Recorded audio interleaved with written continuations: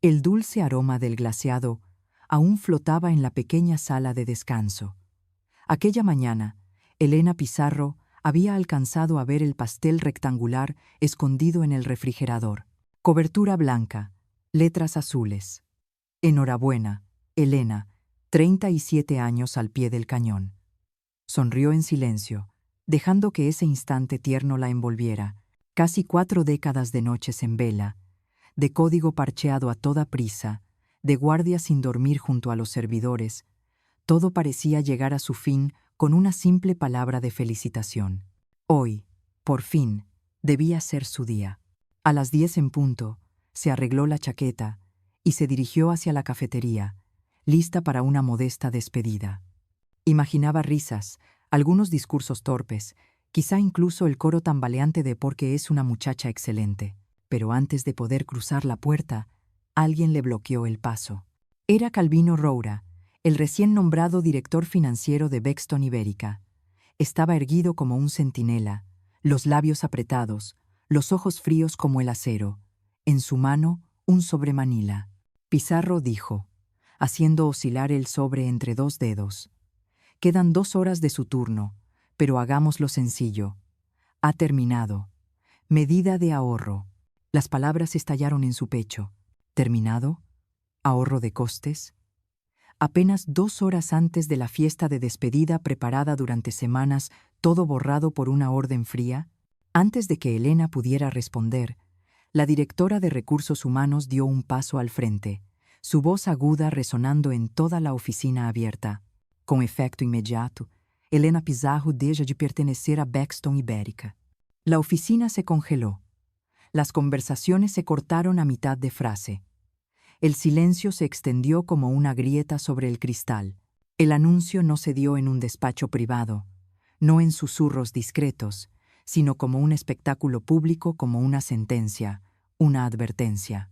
Las rodillas de Elena amenazaron con doblarse. Se aferró al borde de un escritorio para mantener el equilibrio. Minutos antes había imaginado el pastel, las risas, el calor de las despedidas. Ahora, frente a sus compañeros, su carrera de 37 años era arrojada al suelo con nada más que una mueca y un recorte presupuestario. Calvino deslizó el sobre hacia ella con desdén, como quien descarta un manual viejo. No lo alarguemos, seguridad la acompañará. Su voz rezumaba desprecio. No era simplemente un despido, era un borrado. 37 años reducidos a una frase burocrática. A su alrededor, los compañeros miraban atónitos. Algunos apartaban la vista, avergonzados. Otros no podían dejar de observar, como espectadores de una ejecución. La frase, deja de pertenecer a Bexton Ibérica, resonaba en la mente de Elena, ahogando toda esperanza de los aplausos que alguna vez imaginó. Extendió la mano hacia el sobre, con los dedos temblorosos. El papel no debía pesar tanto, y sin embargo lo hacía. Más pesado aún era el silencio que oprimía la sala. Un espacio antes lleno de chismes ahora callaba como un cementerio. Deseó solo una vez que alguien se levantara, una sola voz que dijera, ella merece más, pero nadie lo hizo. El miedo había estrangulado hasta los corazones más bondadosos. Sus ojos se deslizaron hacia la pared opuesta a la sala de juntas, donde el muro del legado mostraba los retratos de los empleados veteranos. Durante años, su foto había colgado en la segunda fila, sonriente, firme, enmarcada en plata. Pero esa mañana, el espacio estaba vacío. El marco había desaparecido, solo quedaba el contorno de polvo. La punzada fue más profunda que la mueca de Calvino. No solo despedida borrada de la historia, los recuerdos irrumpieron. 37 años.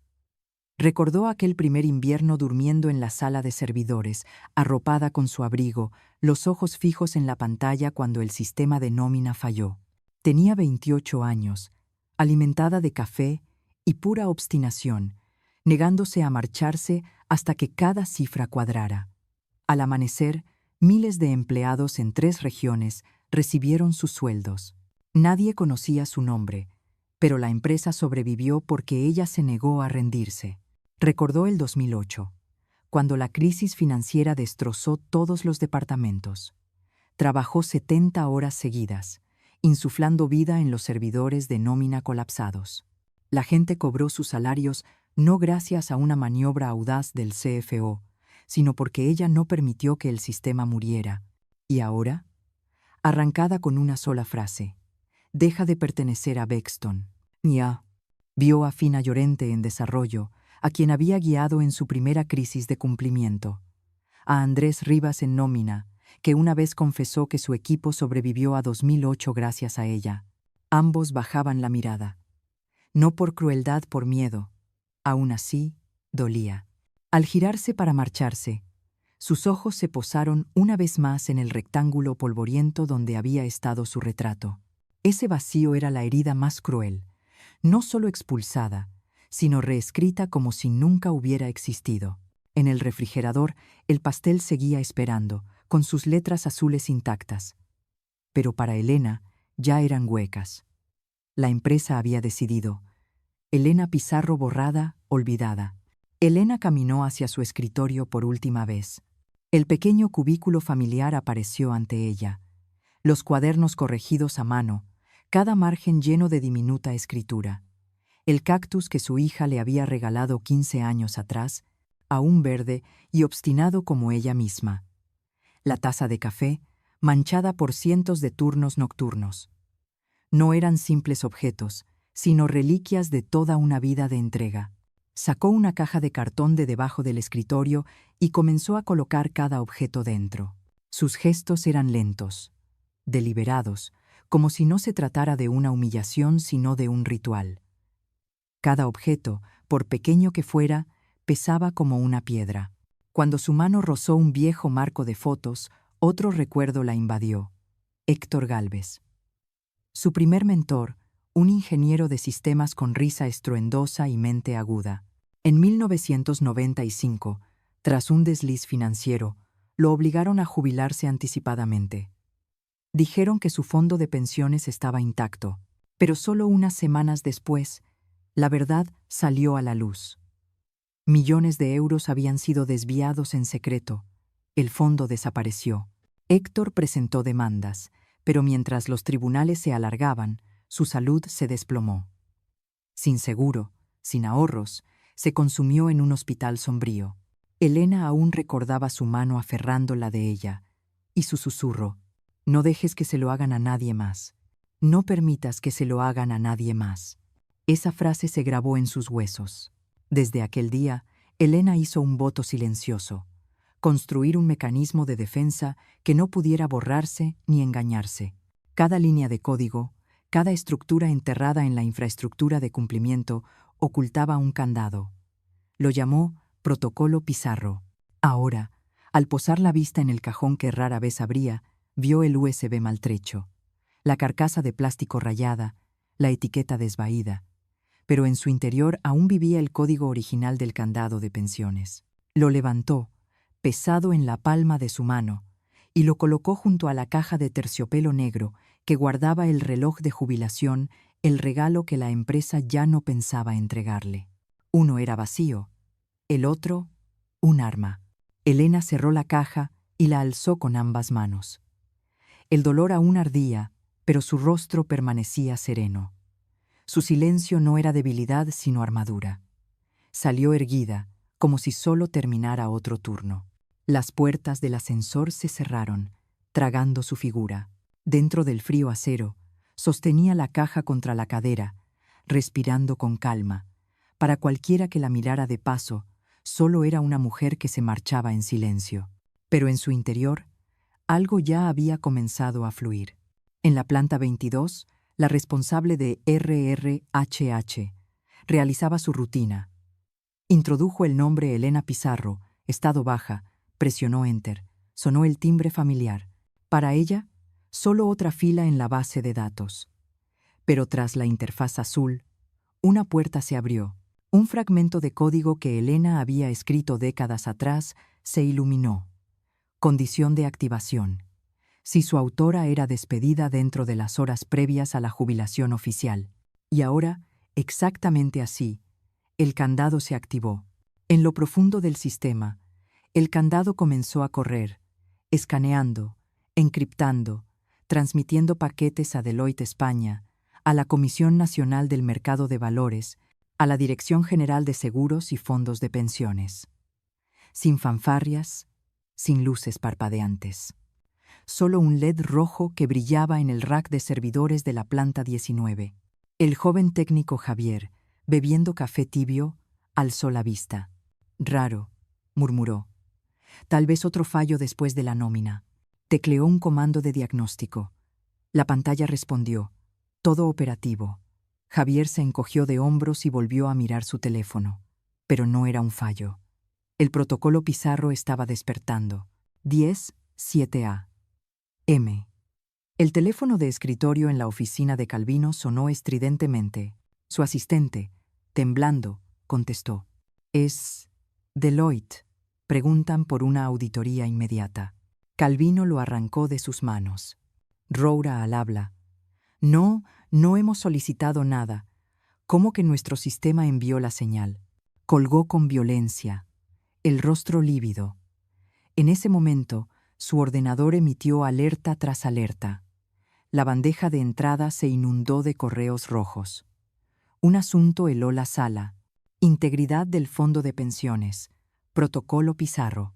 El archivo adjunto provenía directamente de los servidores de Bexton, con sello de autenticación de Deloitte. Su encabezado era contundente. Déficit acumulado. Al mismo tiempo, la oficina de Bruselas recibió una copia idéntica. Su mayor cliente de defensa, el pilar de ingresos, ya lo sabía todo. «¿Qué demonios es el protocolo Pizarro?», gruñó un director. Calvino se secó el sudor de la frente. «¿Algún legado? Un glitch». Gritó a IT que cortaran la transmisión. Los comandos se ejecutaron.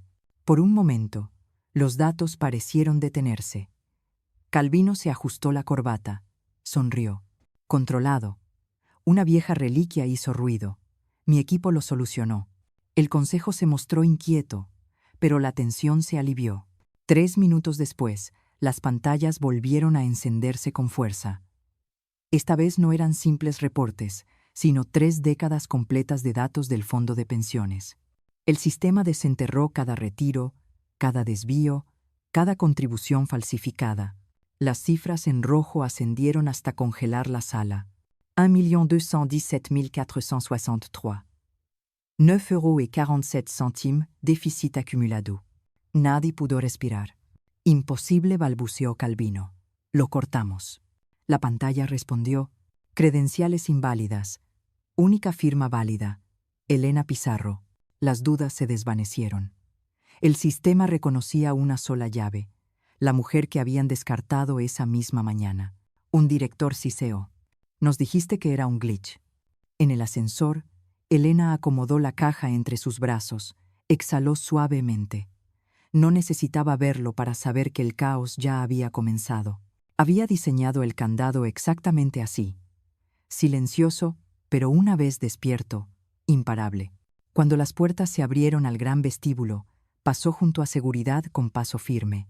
Nadie la detuvo. Su compostura desarmaba. Afuera, Madrid seguía su bullicio. Autobuses que se inclinaban en las curvas. Vendedores ambulantes gritando sobre pasteles. Pero para Elena, el cielo brillaba de repente más claro. En la cafetería de la planta baja, el pastel seguía allí, sobre el mostrador de plástico, junto a una pila de platos de papel y tenedores de plástico. Unos globos pegados en la pared temblaban suavemente con el aire acondicionado. Los compañeros se habían reunido, tazas de café en mano, murmurando mientras esperaban que Elena entrara para decir unas palabras de despedida. Pero a medida que pasaba el tiempo, ella seguía sin aparecer. Una sensación extraña empezó a extenderse por la sala. Entonces sonaron los teléfonos. Un gerente miró la pantalla y frunció el ceño. El portátil de otro empleado se iluminó con alertas. Los susurros crecieron como estática. ¿Lo has oído? Dicen. Auditoría. Deloitte. Miles de millones. Con M mayúscula. La palabra millones saltó por el aire como una chispa sobre hierba seca. Los ojos se cruzaron, tensos. El pastel blanco y azul de repente parecía ridículo, como un artefacto de un mundo desaparecido. Fina Llorente dejó la taza rápidamente, la mano temblorosa. ¿Qué quieres decir con millones? Un compañero susurró en respuesta. Es lo de las pensiones. Un agujero enorme. Ar. La sala estalló en jadeos. Todos sacaron sus teléfonos, desplazándose y actualizando sin parar. Una mujer se tapó la boca con la mano. ¿Significa que nuestras jubilaciones? Nadie contestó. Un miedo silencioso se coló entre la multitud. Los rumores sobre contabilidad creativa que habían flotado durante años ahora se volvían reales. La puerta se abrió. Elena entró, llevando una caja en brazos. Nadie habló. Los murmullos se apagaron. Todas las miradas se clavaron en ella. Bajo las luces fluorescentes, su postura era recta, su rostro sereno, sus pasos medidos. Fina se abrió paso entre la multitud hacia ella, susurrando. «Elena, ¿tú planeaste esto?» Los murmullos volvieron a crecer, ya no de confusión, sino de comprensión. Los compañeros se miraron entre sí, reconociendo poco a poco que la mujer borrada de la empresa esa misma mañana había sido la que los había protegido todo este tiempo. El pastel con sus brillantes letras «Enhorabuena, Elena» seguía intacto. Pero ya no era una despedida. Se había convertido en una profecía. En la sala del consejo, la escena era un infierno. Las pantallas brillaban en rojo, corrientes de datos inundando como torrentes. La cifra 1.217.460.003.009,47 € parpadeaba en negrita cegadora, negándose a desaparecer. El sudor perlaba la sien de Calvino. «Cortadlo. Usad las credenciales maestras», ladró. El ingeniero negó con la cabeza, temblando. «Lo intentamos. Nada funciona. Solo hay una firma válida». «¿Cuál?» «Elena Pizarro». El aire se congeló. Un consejero golpeó la mesa. «Nos mentiste, Rura. Dijiste que era un fallo». Calvino rugió de vuelta. «Es sabotaje. Esa reliquia lo plantó». Pero, en el fondo, sabía que no era sabotaje. Era previsión. La misma mujer obsoleta a la que había despreciado era la arquitecta de ese candado. Los teléfonos no dejaban de sonar. Una asistente entró tambaleándose, sin aliento. «Bruselas ha congelado los contratos. El Ministerio de Trabajo ha lanzado una investigación inmediata. Los reguladores estarán aquí en 1 hora». Otro consejero murmuró, pálido. «Esto es penal. Cárcel». El consejo se disolvió en caos, gritos, sillas arrastrándose, maldiciones. Entonces una voz cortó el aire, tajante. «Vete, Calvino. Basta». «¿Qué?», espetó él. «Has hundido la empresa. Fuera. Cárese». Todas las miradas se apartaron. Ningún aliado quedaba. El rostro de Calvino se enrojeció, su respiración entrecortada. «No podéis culparme. Vine a recortar costes, a eliminar la grasa». Un consejero le respondió de golpe. «Y al recortarla, nos degollaste». Las palabras cayeron como un martillo. Calvino palideció, luego barrió con furia un montón de informes y salió dando un portazo. Nadie lo detuvo. Dentro, el consejo se quedó en un silencio fúnebre. Una voz ronza se oazú. «Ella salvó las pensiones, quemando la empresa». Las palabras flotaron como humo. Todos entendieron. Afuera, Elena bajó los escalones de piedra. Las puertas de cristal detrás de ella reflejaban el caos interior. Empleados corriendo, seguridad escoltando a un hombre furioso. Calvino, sin duda. Pero ella no miró atrás. Un taxi se detuvo. Elena colocó la caja en el maletero justo cuando su teléfono vibró. «Número desconocido», contestó. «Señora Pizarro, soy Alexandra Mertz, de Stratford Technologies. Hemos seguido los acontecimientos de hoy con gran interés. Sabemos que la han despedido». Elena guardó silencio, dejando que la pausa hablara por ella. «Queremos invitarla como asesora senior. Nuestro consejo está construyendo un sistema global de cumplimiento transparente, incorruptible. Su nombre ha sido altamente recomendado. La invitación es en sus términos». Elena cerró los ojos, respirando el aire fresco. No era lástima, no era caridad, Era reconocimiento, no un reloj en una caja de terciopelo, sino una oferta genuina para construir algo con sentido.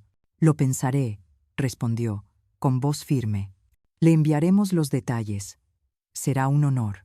La llamada terminó. Abrió la puerta y se deslizó en el asiento trasero. La ciudad de Madrid se difuminó como un cuadro vivo. Dentro de la caja, el USB aún descansaba junto al reloj de jubilación sin abrir. Uno un símbolo hueco, el otro un arma de verdad.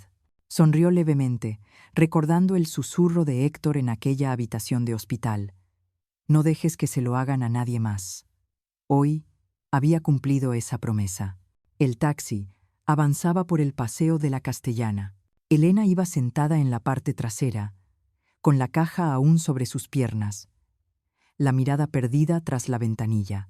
Madrid seguía bullendo como siempre. Multitudes apresuradas, bocinas estridentes, cafés de acera esparciendo el aroma del grano recién tostado. La ciudad parecía ignorar que, en una torre de cristal a sus espaldas, un imperio financiero comenzaba a desmoronarse. En la caja había 3 objetos simbólicos: un pequeño cactus, una taza de café manchada y una vieja memoria USB arañada. A su lado, el estuche de terciopelo negro de un reloj de jubilación que jamás le habían entregado. Pasó los dedos suavemente por el estuche, luego los retiró. Ese reloj no era ya más que prueba del engaño de la empresa. La USB marcada, anónima, era el verdadero regalo que dejaba a miles de personas. Cuando el coche giró en la plaza de Cibeles, Elena imaginó la escena en los pisos altos de Bexton Ibérica. Rostros otrora orgullosos estarían ahora pálidos. El consejo de administración, acostumbrado a almuerzos fastuosos, quedaba atrapado en una sala impregnada de pánico. Correos urgentes, llamadas desde Bruselas, torrentes de datos en rojo seguían brotando sin freno. No había marcha atrás.